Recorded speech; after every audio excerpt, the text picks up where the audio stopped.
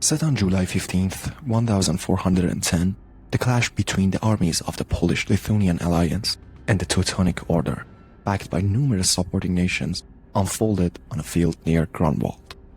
This monument confronted profoundly influenced the tragedy of Northern and Eastern Europe, leaving an indelible mark on the region and its inhabitants for centuries to come. Step into the era of the Great War, spanning to 1409 to 1411, pitting the Teutonic Order against the Polish-Lithuanian Alliance.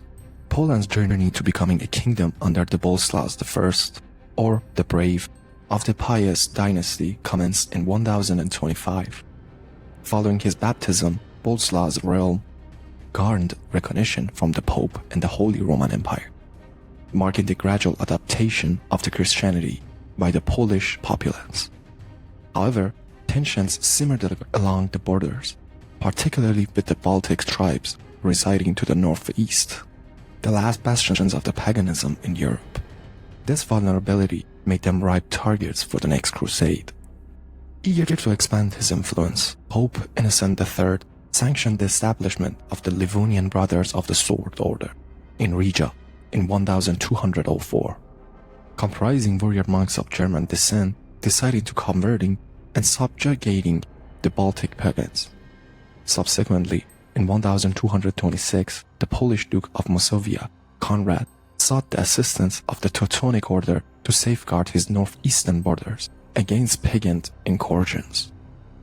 Originating as a Hussite brotherhood in Jerusalem in 1143, the Teutonic Order later evolved into a military order in Acre, modeled after the Knights Templar.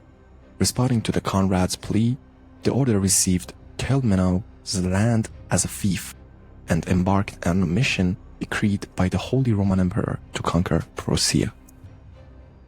While the Livonian Order confronted the Grand Duke of Lithuania, the Teutonic Order faced fierce resistance from the Lithuanian dukes, culminating in the decisive Battle of Saul in 1236. The Livonian Order defeat led to its integration into the Teutonic Order as a vassal. Despite their eventual conquest of Prussia by 1274, the Teutonic Order expansion into the Baltics was thwarted by the Grand Duke of Lithuania. As Lithuania gradually embraced Christianity by the late 14th century, the Teutonic Order found itself at odds with its original mission, transitioning into crusaders to conquerors. This shift strained relations with the Polish kingdom, sparking two wars. The first conflict, spanning from 1308 to 06, concluded with the Teutonic takeover of Danzig. The second war, from 1326 to 32, ended with a treaty compelling Polish kings to relinquish claims on Pomerania and Chełmno land, effectively cutting off Poland's access to the Baltic Sea. In 1384, the coronation of 11-year Jadwiga of the Pius dynasty as king marked a significant chapter in Polish history.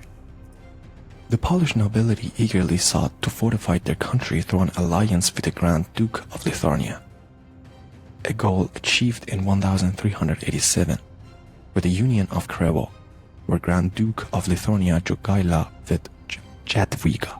Embracing Christianity, Jogaila laid the foundation for the Jagiellonian dynasty, which would govern Poland for the ensuing 2 centuries. Jogaila's brother Skiergaila assumed the rule of the regent and the Grand Duke, facing public discontent. Seizing this opportunity, Jogaila's cousin Vytautas ascended to the position of Grand Duke, sparking the Lithuanian Civil War of 1389 to 92. Entering into an alliance with the Teutons, Vytautas conceded the region of Samogilia to the order in 1319. However, in 1392, Jogaila relented, appointing Vytautas as regent of the Grand Duke. With control over Samogilia, the order secured a territorial link between its holdings in Prussia and Livonia. Moreover, the Samogirian representing the final pagan enclave in Europe, offering an opportunity for the order to enhance its prestige. Despite Vytautas's relinquishment of Samogiria, the order in 1319 Local resistance to the Christianization persisted, erupting into rebellion in 1409, swiftly aligning politically with the rebellion. But the Grand Duke faced the Order's threat of reprisal against Lithuania. Forced to act, Poland ensured an ultimatum, vowing to defend its allies. The situation teetered on the edge, with the allies boasting superior forces. Yet both Jogaila and Vytautas understood the potential for supporting from the Holy Roman Empire and Hungary if they initiated an offensive. The turning point came on August 6, 1409, when Grandmaster Ulrich von Joggingen declared war, intending to swiftly defeat Poland before targeting Lithuania. The Order forces advanced into Greater Poland and Kujawia, seizing Dobrin Castle and capturing Bobrowniki and Bydgoszcz. I'm not even gonna try and pronounce that. Despite Polish counterattacks, including the recapture of Bydgoszcz and some Hungarian assaults on Meme, I think that's me, and a truce brokered by King Wenceslaus of Bohemia was signed in October, slated to expire on June 24th, 1410. During the truce, both sides mobilized and engaged in diplomatic maneuvers. The Order secured Samogiria as its territory through the bribery and enlisted King Sigismund of Hungary to assail Poland. Vytautas, meanwhile, secured neutrality guarantees from the Livonian Order. In December 1409, Jogaila and Vytautas convened in Brest, strategizing to concentrate their forces in northern Poland and launch an assault on Marienburg, the Order's capital, upon truce expiration. Aware of the Order's concentration in Schwarz, the Allies orchestrated border raids to divert attention. On July 9th, in 1410, Polish-Lithuanian forces breached in the border. Albeit unsuccessfully maintaining secrecy, the Grand Master maneuvered his troops to intercept along the Duerz River. Despite sighting each other on July 10th, Jogaila opted against a river crossing, instead veering eastward to avoid direct confrontation.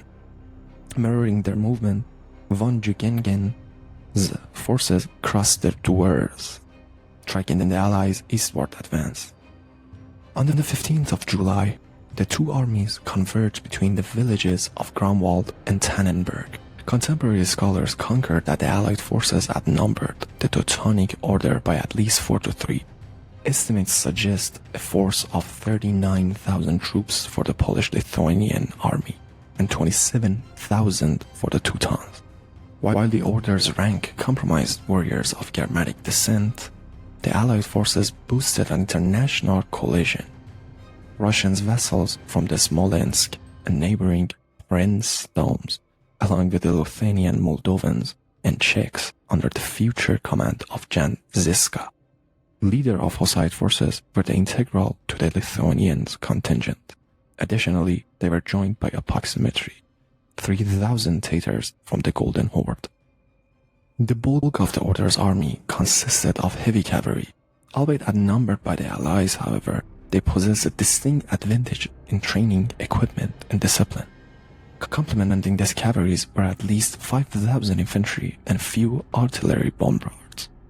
Emulating the Teutonic strategy, the Polish forces emphasized heavy cavalry supported by infantry and artillery, while the Lithuanian army favored lighter equipment, particularly among their cavalry, including the Tatar horsemen, who were lightly armed. Grandmaster von Joggingen devised a plan to engage the Allies on the slope of the valley, intending to mitigate the numerical advantage of the enemy. However, Jogaila preempted this strategy, choosing to remain within the confines of the forest. Accounts suggest that von Joggingen, vexed by this maneuver, dispatched emissaries bearing two swords to mock and shame the king for the delay. The battle commenced at noon, predominantly unfolding as a cavalry confrontation.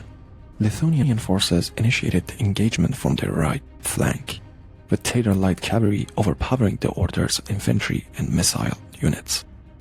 Yet when the heavy cavalry of the Order's left wing launched a counterattack, much of the Lithuanian contingent retreated hastily. Debate persists regarding whether this retreat was permitted or reactionary. Certain historians posit that the Lithuanian forces faltered against the charge of the Order's knights, resulting in a retreat. Some argue that this withdrawal was a deliberate tactical maneuver, reminiscent of nomadic strategies, orchestrated by White Tatas. Regardless, the majority of the Allied right flank retreated, with only troops from Smolensk rallying alongside the Polish forces. Jogaila's army fared better, managing to halt the advantage of the Order's right flank and compelling it to retreat westward. As the left wing of the Order's army ceased pursuit of the Lithuanian forces and regrouped, they discovered their right flank in retreat and particularly encircled. Accounts extol the valor of the Smolensk banners, which despite sustaining heavy losses, repelled much of the Teutonic left wing until the Lithuanian army re-engaged and launched a rear assault. In a bid to alter the battle's outcome, the Grand Master attempted a strategic retreat to entice the Allied forces, intending to execute a double envelopment. However, Jogaila thwarted this maneuver by deploying blocking troops to prevent flanking. Instead, his flanks exploited their numerical superiority, encircling the bulk of the remaining Order units. The Grand Master and the numerous Order commanded perished in this encirclement, resulting substantial losses for the Order, and the elite ranks decimated. Subsequently, the Polish-Lithuanian army advanced toward the Order's capital, Marienburg, reaching it by 22nd of July. Despite besieging the city for weeks, the Livonian Order threat of attack compelled the Allies to retreat.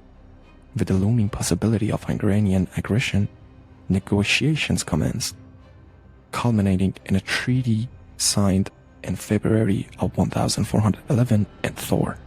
And thank you for watching, and excuse my misspells and everything else.